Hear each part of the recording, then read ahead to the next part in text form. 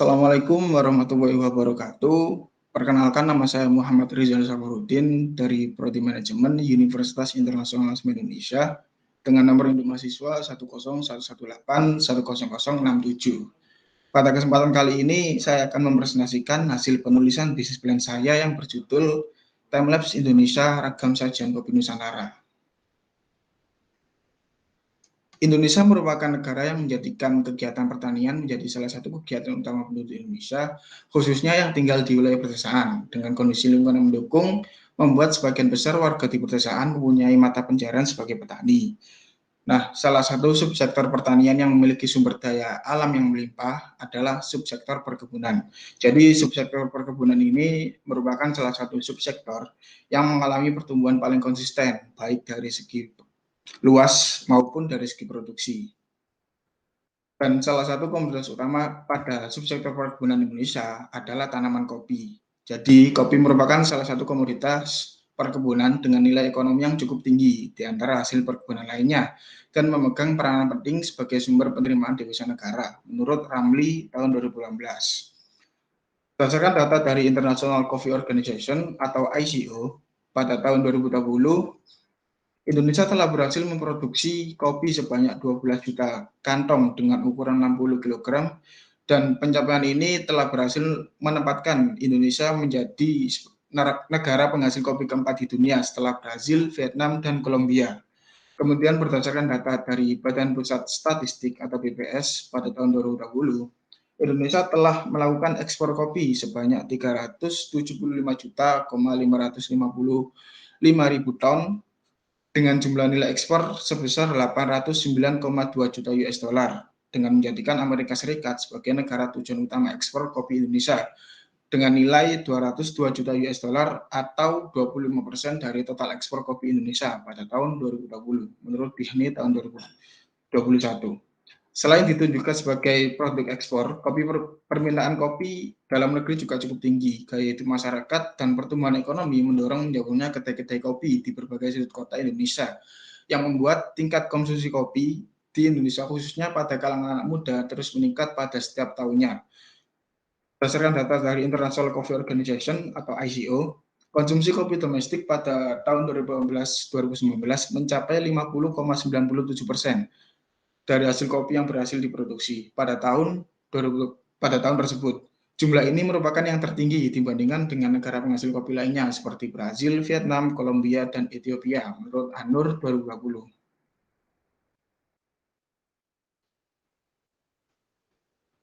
Timelapse Indonesia mempunyai visi untuk menjadikan hasil alam Indonesia sebagai produk-produk unggulan. Kemudian misi dari Timelapse Indonesia sendiri, yang pertama, menjadikan produk kopi asal Indonesia sebagai specialty coffee terbaik di dunia, kemudian memberdayakan kemampuan ekonomi para petani Indonesia agar memiliki tingkat penghidupan yang lebih sejahtera, kemudian yang terakhir, memperkenalkan kopi Indonesia agar dapat bersaing dan dikenal di dunia.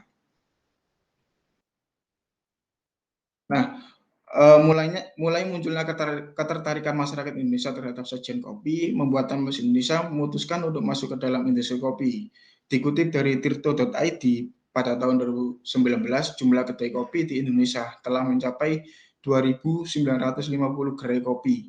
Hal ini berbanding terbalik dengan tahun 2016 yang hanya sekitar 1.000 gerai saja menurut Hiriani 2020. Dengan data tersebut dapat disimpulkan bahwa ketertarikan masyarakat Indonesia terhadap sajian kopi semakin berkembang pesat dengan jumlah produksi kopi dan pemanfaatan konsumsi lokal yang cukup besar membuat Timelapse Indonesia melihat adanya bisnis potensial yang bisa melibatkan semua pihak mulai dari petani, investor, penikmat kopi sampai owner kedai atau coffee shop di Indonesia bahkan sampai mancanegara. Dan dengan ini Timelapse Indonesia mempunyai produk-produk unggulan seperti Java Asian Raum, Robusta Tampit Malang, Java Arabica, Bali Kintamani, Aceh Gayo, dan Robusta Lampung. Dalam penentuan customer, Indonesia telah menetapkan segmentasi yang dituju. Jadi segmentasi dari Timelapse Indonesia adalah seluruh masyarakat Indonesia dan negara importir kopi dengan tingkat ekonomi menengah dan atas dan dengan gender pria dan wanita berusia 18 sampai 45 tahun dengan gaya hidup modern. Kemudian untuk targeting pada tahun pertama, Tamros Indonesia akan memiliki 15 sampai 20 juta per bulan dan memiliki 10 mitra pada tahun pertama. Kemudian untuk positioning, Tamros Indonesia mendapatkan pilihan beragam saji Nusantara yang bisa dinikmati oleh semua kalangan. Kemudian untuk saluran penjualan demi melancarkan peredaran produk dari Tamros Indonesia telah menentukan 3 saluran penjualan yang menurut Tamros Indonesia efektif untuk dilakukan. Yang pertama melalui Instagram. Jadi Instagram dibuat untuk memberitahukan customer tentang informasi kopi, kemudian produk-produk dari Tamros Indonesia dan manfaat kopi dan lain sebagainya. Kemudian untuk Shopee dan Tokopedia itu agar memudahkan para customer ketika melakukan transaksi dengan Tamros Indonesia dan membuat nyaman, aman, dan membuat Tamros Indonesia dapat dipercaya oleh customer.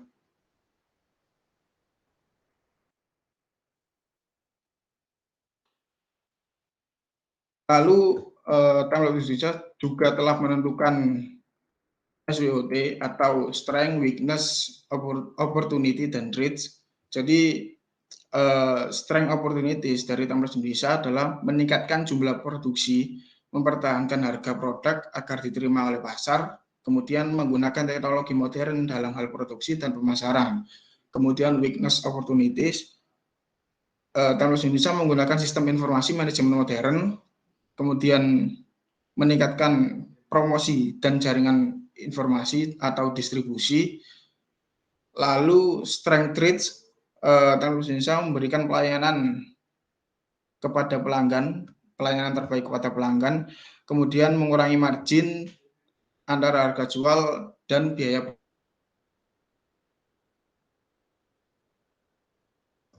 Untuk weakness Tamros Indonesia, weakness traits, Indonesia telah menambahkan mesin dan peralatan serta jenis produksi agar dapat bersaing dengan perusahaan sejenis dan memenuhi permintaan customer.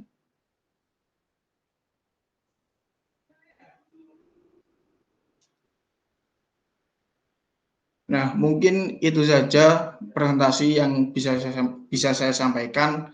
Apabila ada pertanyaan dari teman-teman, bisa tulis di kolom komentar, dan kalau ada kesempatan akan saya jawab melalui video atau melalui komentar. Terima kasih. Bila ada salah kata, wassalamualaikum warahmatullahi wabarakatuh.